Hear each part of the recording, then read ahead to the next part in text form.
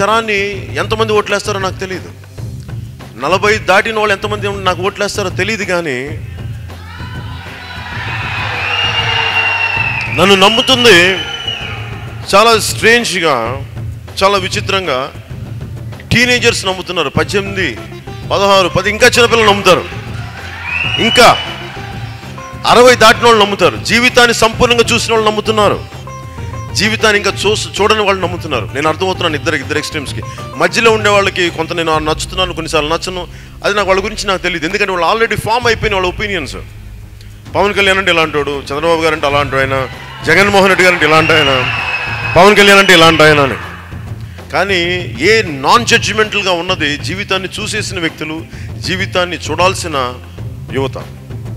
So మీరు చాలు, మీ ఇద్దరు చాలు, నాకు మొత్తం మార్చేస్తారు. నమస్కారం అమ్మా, బాగున్నారా? ఇంత ఓపిక తెచ్చుకొని వచ్చారు మీరు. ఎక్కడుంటారు? నన్ను చూడడానికి వచ్చారా? సంతోషం. మీ ఓటు, ఇందాకే మీ గురించి చెప్తున్నాను. మీరు నన్ను నమ్మేది మీ వయసు ఉన్నవాళ్ళు, ఇంకా జీవితాన్ని సంపూర్ణంగా చూసిన వాళ్ళు, జీవితాన్ని ఇంకా చూడని వాళ్ళు. సో మీరు వాళ్ళు మనం తలుచుకుంటే ప్రపంచంలో మార్పు తీసుకొచ్చేయగలం భారతదేశంలో.